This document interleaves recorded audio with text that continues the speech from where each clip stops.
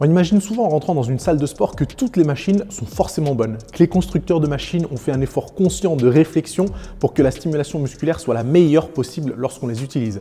Malheureusement, ce n'est pas toujours le cas. Même si effectivement certaines machines sont excellentes pour effectuer certaines choses dessus, comme c'est le cas du squat pendule que je viens de vous montrer pour travailler les quadriceps, d'autres malheureusement ne sont pas aussi bien faites et en plus elles sont mal utilisées. Et pour illustrer ces propos, on va prendre l'exemple le plus flagrant, celui des machines pour le dos. Avant de commencer, prenez bien le temps de vous abonner à la chaîne et d'activer les notifications. Ce serait dommage de rater des conseils qui pourraient vous faire gagner beaucoup de temps dans votre progression, donc faites-le le plus vite possible. Ok, cas pratique. Vous voyez ces deux machines pour travailler le dos, et quand je dis dos, je veux dire grand dorsal.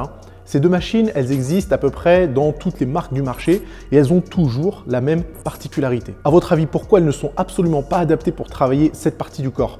Tout simplement parce que ce sont des machines divergentes et non pas convergentes. Convergente, ça veut dire que le mouvement il va vers l'intérieur, comme c'est le cas pour les machines convergentes qui travaillent les pectoraux.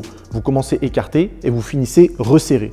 Les machines divergentes, c'est exactement le contraire. Le mouvement va vers l'extérieur. Donc vous commencez resserré et vous terminez écarté. Si on jette un œil à l'anatomie du grand dorsal, on voit que le muscle s'attache sur le haut du bras et sur une partie de la colonne vertébrale. Pour ceux qui ont des notions d'anatomie, vous vous excitez pas, je simplifie. Donc lorsque le tronc est immobile, ce qui est le cas quand vous faites du tirage horizontal ou du tirage vertical, le grand dorsal va littéralement tirer le bras vers l'arrière, vers le bas et vers l'intérieur. Si vous tirez le bras vers l'arrière, vers le bas, mais vers l'extérieur, votre grand dorsal ne se contracte pas au maximum. Il faut toujours que les trois actions soient liées pour avoir une activation maximale. Quand on regarde cette illustration, on peut voir qu'effectivement ces machines permettent d'avoir une trajectoire vers le bas et vers l'arrière. Donc jusque-là, pas de souci, les deux premières actions sont bien remplies. Par contre, si on change d'angle de vue, on voit très bien que la trajectoire n'est pas convergente, mais divergente. Du coup, stimulation moins efficace. Est-ce qu'il faut alors éviter d'utiliser ce type de machine?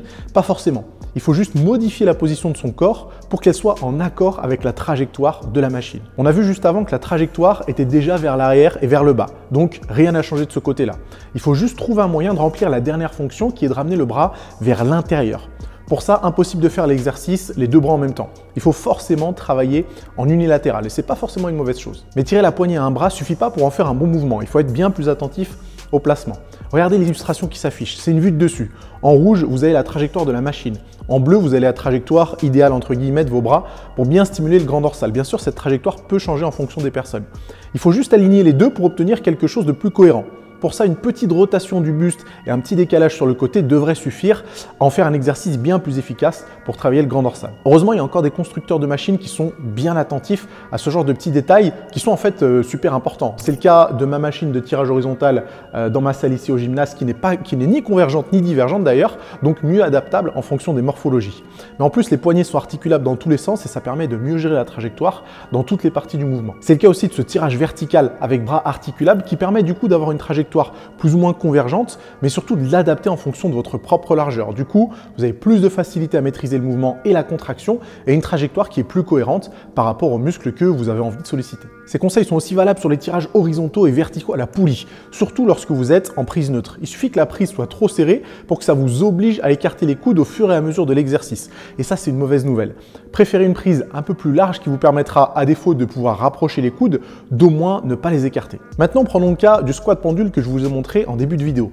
Pourquoi cette machine est hyper bien pour travailler les quadriceps et certaines autres machines sont très mauvaises. Pour expliquer tout ça, je vais comparer cette machine à deux autres qui sont relativement populaires, la V-Squat de Hammer Strength et la presse à cuisse circulaire de Technogym. Vous avez peut-être déjà vu ou même utilisé ces machines en pensant travailler les quadriceps, alors qu'en réalité, le mouvement ne peut pas être optimisé pour ce groupe musculaire-là. Et pour s'en assurer, il y a un calcul très simple à faire. Vous prenez la position de départ, puis la position finale. Vous mesurez les angles qui sont formés par l'articulation du genou et l'articulation de la hanche, vous soustrayez la position de départ à la position finale et l'angle le plus grand vous indique quel groupe musculaire travaillera le plus. Aussi simple que ça. Si on fait le calcul pour le squat pendule, comme vous le voyez à l'écran, on obtient 110 pour les genoux et 60 pour les hanches. Donc pendant l'exercice, vous aurez réalisé une plus grosse extension de genou par rapport à celle des hanches. Le travail des quadriceps sera donc optimisé. Si on fait le même calcul pour la presse circulaire de Technogym, on obtient du coup un mouvement qui va être optimisé plutôt pour la chaîne postérieure et en l'occurrence les fessiers. C'est un peu pour ça au passage que je suis jamais très impressionné par les gens qui se vantent de faire 15 répétitions à 600 kg à la presse à cuisse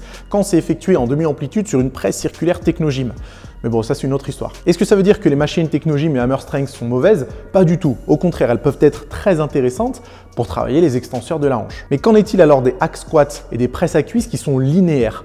Eh bien, c'est un peu la même chose que pour les machines dos. Avec une trajectoire linéaire, on a plus de liberté pour modifier son placement et mettre l'accent sur un groupe musculaire plutôt qu'un autre. Donc la presse à cuisse linéaire peut être aussi bien un exercice utilisé pour les quadriceps que pour les fessiers en fonction de la position de vos pieds. Vous voyez à quel point ces petites nuances sont importantes. Imaginez, vous suivez un programme de musculation et dans votre séance quadriceps, vous devez faire de la presse à cuisse et du hack squat. Mais vous choisissez une presse à cuisse circulaire et un hack squat circulaire. Qu'est-ce qui va se passer? Malgré un bon programme avec a priori de très bons exercices, vous n'arriverez pas à développer vos quadriceps et vous aurez l'impression de mal faire les choses. Alors qu'en réalité, votre programme est plutôt bon, votre diète est probablement très bonne, mais un mauvais choix d'exercice vous a fait stagner là où vous auriez aimé progresser. Donc soyez hyper attentifs à ces notions et allez à la salle avec la certitude de bien faire les choses. Ok les amis, c'est tout pour aujourd'hui. J'espère que ça vous a plu et j'espère que vous pourrez utiliser ces conseils dans votre prochaine séance jambes ou votre prochaine séance dos. Si c'est le genre de contenu qui vous plaît à mort et que vous avez envie d'aller encore plus loin, alors rejoignez le programme Fitmass One. Tous les mois, je vous envoie un programme complet